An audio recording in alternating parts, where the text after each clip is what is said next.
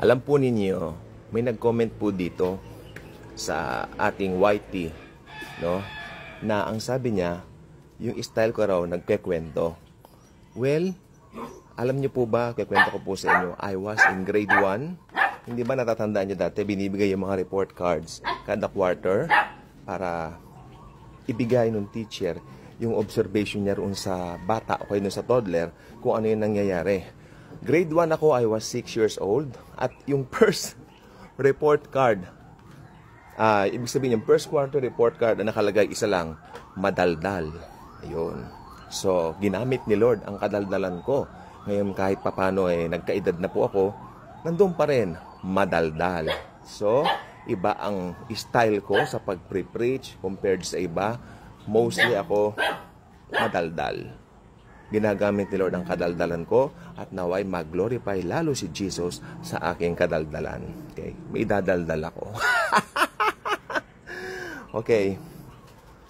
Ibibigay ko yung pagkakasunod-sunod ng mga pangyayari para maiwasan yung pagkalito sapagkat yung iba nalilito ano ba which is which. Ibibigay ko na lang po yung pinaka-buod sa inyo pero sa paraang madaldal, sa paraang pagkukwento. Okay? So, magsisimula po ang lahat, church age. We're in the church age, no? At sa church age, merong event na mangyayari called the rapture of the church. Kling! Okay, nangyari na ang rapture. Pag nangyari po ang rapture, masyadong malilito ang mga tao. What happened to those billions of people? Tapos yung iba, syempre, hindi mo maaalis yan. Yung iba dyan, mahal po nila sa buhay. Biglang nag-vanish, biglang nawala. Ikaw ba naman? Hindi ka ba naman panghilakbutan diyan, no? So talagang mangingilabot ka nga. What happened to those people? Where are they? Where are they, no? And then, right after that, merong isang darating sa scene na lalaki. Okay. Since natanggal na po yung restrainer, merong lilitaw na halimaw. Okay. Alam na po natin, the Antichrist. Darating siya sa scene. Siyempre, sa kalituhan ng mga tao, since nalilito yung mga tao, what happened to those billions of people, meron po siyang answer. Guess what? Tatanggapin yung answer niya. Ano ba yung answer niya sa mga katanungan ng tao? During that time, sasabihin niya, kinuha sila ng mga aliens. Kinuha sila ng mga from outer space. Siguro yung iba sasabihin nila, yung mga naniniwala sa engkanto, kinuha ng mga engkanto. Siguro, pero hindi. Sasabihin ng Antichrist, kinuha sila ng mga aliens. Okay? So, right after that, hindi lang po yun ang magkakaroon siya ng kasagutan. Magkakaroon siya ng kasagutan sa ibang mga tanong ng tao. Like, what will happen now to the world? Then, he will present himself as the greatest solution to everything. I have the solution to everything. So, just put your faith in me. Ako nang bahala. Kaya papasok po dyan yung tinatawag na iisang presidente sa buong mundo. Since bibilib ang tao sa kanya, since sabi nga nila nasa kanya raw lahat ang answer, mapapaniwala niya sila na siya ang kasagutan sa lahat, kaya lahat ng plataforma niya, lahat ng kanyang plano, tutok din ng mga tao, lahat ng kanyang sasabihin. At dahil tuwang-tuwa po sa kanya maging mga Hudyo, they are waiting for their biggest break. Ano yun? Para magkaroon na uli ng third temple. No? So, ang mangyayari po niyan, they will go to the Antichrist directly. And guess what? Pagbibigyan niya sila. No? Doon matutupad yung tinatawag na para magkakaroon na po ng covenant to many. Sapagkat ito po ay may kinalaman doon sa temple na third temple ng mga Hudyo. Yan na po yan. Talagang pasok na nga po ang tribulation dyan. 7 years. That's it. Pag nangyari na po yun, napirmahan na po niya yung covenant with many na yan, lalo na yun po yung templo ng mga Hudyo, no? At that's it. Pasok na po ang tribulation, 7 years. Lahat ng sasabihin ng Antikristo, yun na.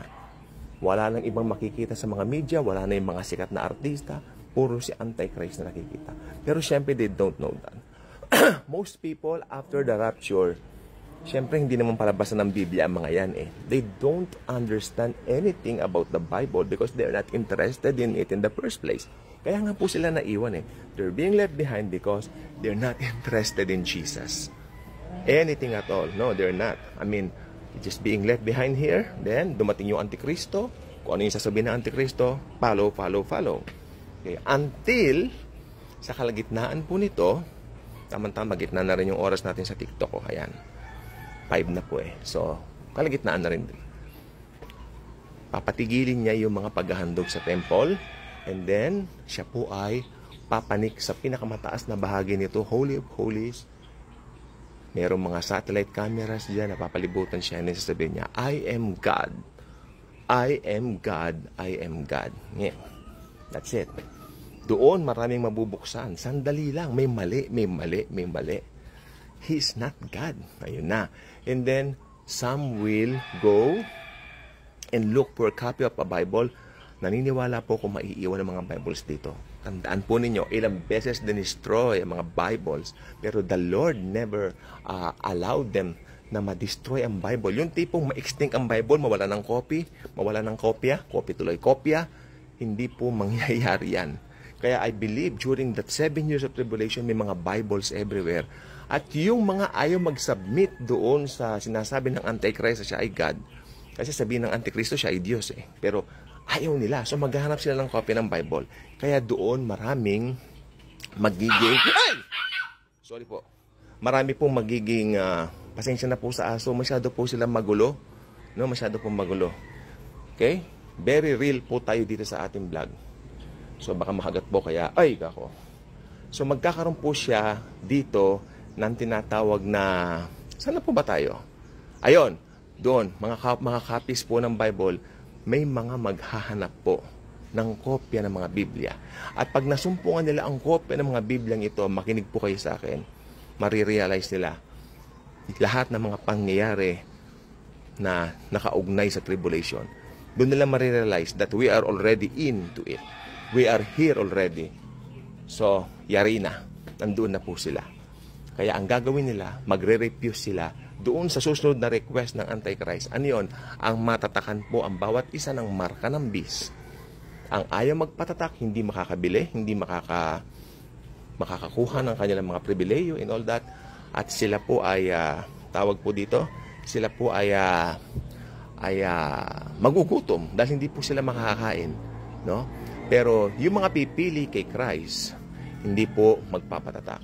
Bagkos, yung parusa ng Antikristo sa mga ayaw magpatatak, magpapapugot ng ulo. Kaya si Apostle John, may nakita po siya sa langit. Hindi po ba? May nakita po siya sa langit na silang mga pinugutan dahil kay Jesus. Nandun po yung mga pinugutan ng ulo. So nandun po sila sa langit, mga pinugutan ng ulo. Nakita po niya. Sila ang mga tao na pinaputi nila ang kanilang sariling gamit ang dugo ng kordero. Bakit sila po nagpaputi? Sapagkat during that age, the tribulation age, hindi na po pasok yung through grace alone. Kailangan sariling gawa mo na. Kasi ang church age, nandyan lang po ang grace alone, grace through faith to the Lord Jesus Christ. Amen? Kaya doon, para maligtas sa tribulation, maniwala ka kay Jesus, at the same time, magpapugot ka ng ulo para maparangalan mo si Jesucristo. Yan po ay biblical at yan lamang po ang pre-trib lamang po talaga ang view na accurate. Sapagkat makikita mo, no, after from verse 4 hanggang matapos, no, ang wala na pong church na binabanggit. Hanggang verse 3 lang po, hanggang chapter 3 lang po ng Book of Revelation nandoon ang church. From chapter 4 towards up hanggang matapos, wala na po ang church. Ibig sabihin, ni-rapture na po ni Lord. Na kay Lord na po tayo. Na kay Lord na po ang mga mananampalataya. No? At makakasama rin natin pag yung mga pinugutan ng ulo sa tribulation, pag nagpapugot sila, magiging glorified bodies din sila. At sabay-sabay tayong babalik dito sa lupa pagkatapos ng 7 years sa pangunguna ng ating dakilang King of Kings and Lord of Lords si Jesus. At mag-ahari sa Jerusalem si Jesus at pati na rin po tayo. No, sa buong mundo mag-ahari po si Jesus sa kanyang millennial reign. Yan po ang buong mangyayari sa buong 7 taon pagkatapos po ng rapture. Pasensya na po talaga kanina ang gulo ng mga asong ito. Ayan, magugulo. Okay? Ayoko makagat kaya umiwas ako. Thank you.